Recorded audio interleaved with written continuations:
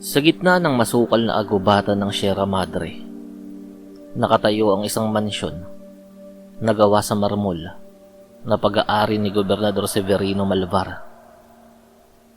Ngayong gabi, nagtitipon ng Council of 12, ang 12 pinakamakapangyarihan at pinakakurakot na opisyal sa bansa. Sila ang mga dahilan ng pagkagutom, ang mga magnanakaw ng pondo para sa mga ospital, at ang mga nagbubulsa ng bilyong-bilyong pisong buwis ng mamamayan.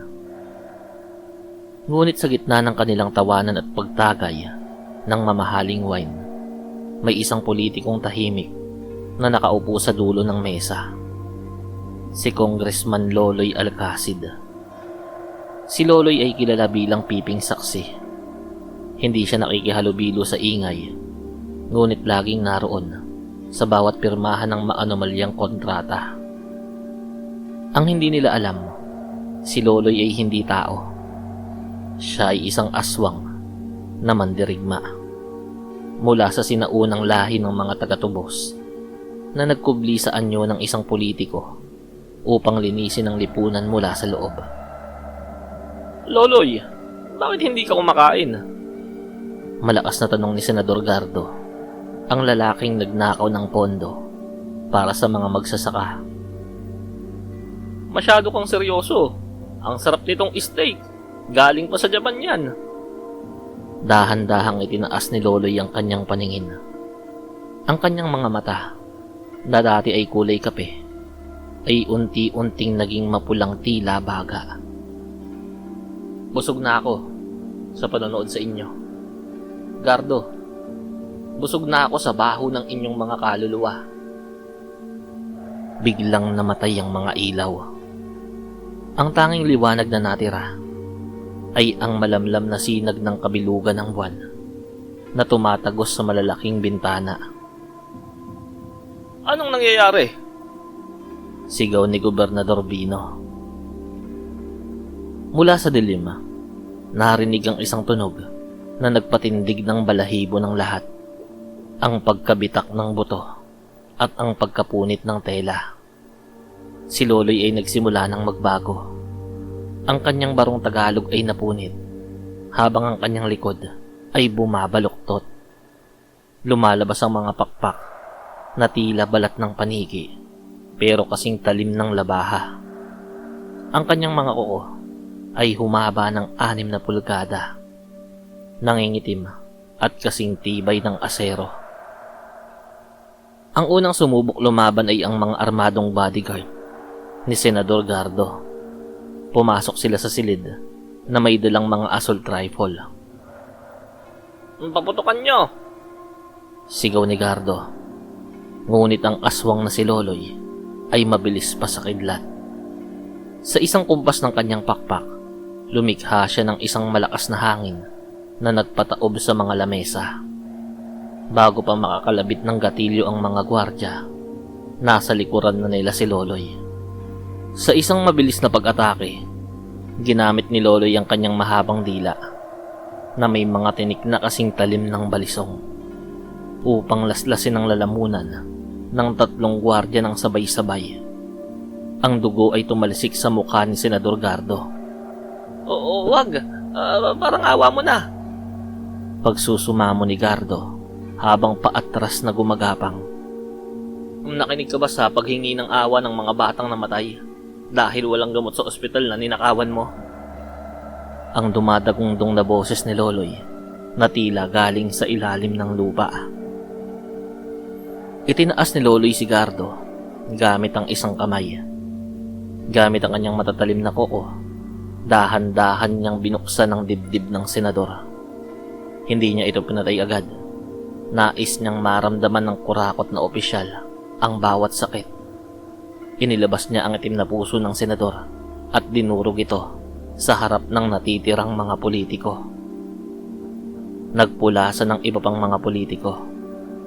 Si Gobernador Bino at ang 5 iba pa ay tumakbo patungo sa itaas na palapag kung saan matatagpuan ang kanilang pribadong helikopter. Ngunit si Loloy ay hindi nagmamadali. Siya ay lumipad patungo sa kisame. Ang kanyang mga kuko ay kumakapit sa mga mamahaling chandelier. Sa bawat pagtalon niya, isang politiko ang nahuhulog sa hagdanan. Bali-bali ang mga buto. Si Congressman Estela, na kilala sa pag-overprice ng mga school supplies, ay nadapa. Lumingon siya at nakita ang nakakatakot na anyo ni Loloy. Isang nilalang na may mukha ng tao pero may pangil ng aso at pakpak ng demonyo. Ang mga ballpen na binili mo ay hindi sumusulat. Bulong ni Loloy.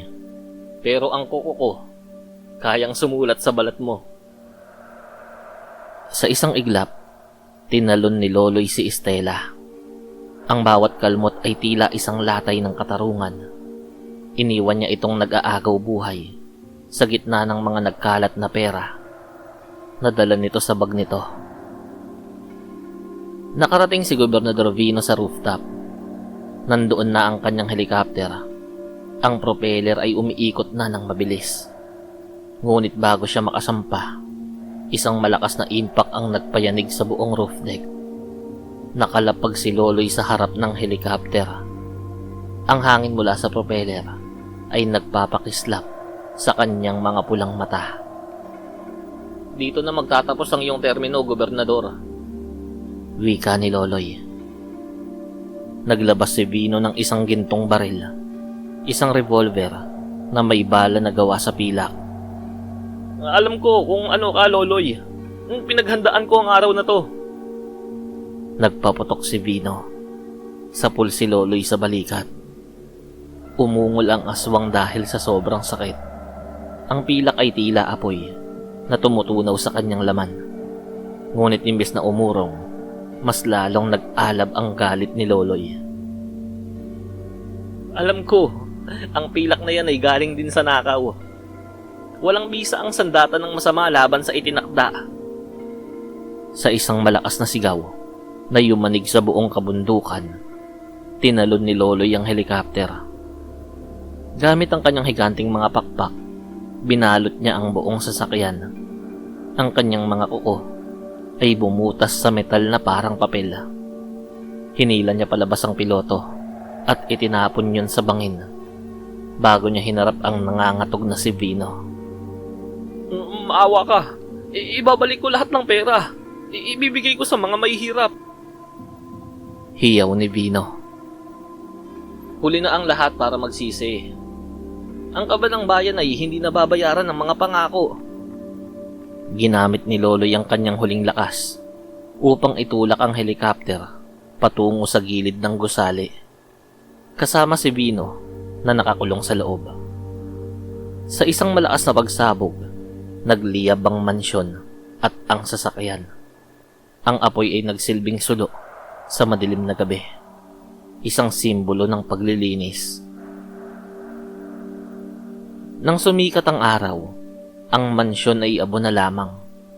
Ang mga otoridad ay nakatuklas ng mga bangkay ng mga pinakamakapangyarihang politiko. Ngunit walang bakas kung sino o ano ang gumawa nito. Ang tanging natira ay ang mga dokumento ng kanilang mga krimen na mahiwagang nakalatag sa bawat opisina ng media sa bansa. Si Loloy Alcacid ay nawala. Sinasabing bumalik siya sa kadiliman. Naghihintay at nagmamasid. Sa bawat politikong nagbabalak magnakaw, sa bawat opisyal na tumatalikod sa bayan, may isang pares ng pulang mga mata na nakamasid mula sa kadiliman. Ang aswang ay hindi kaaway ng tao. Siya na ngayon ang tagapangalaga ng kaban ng bayan. Ang halimaw na kinatatakutan ng mga tunay na halimaw ng lipunan.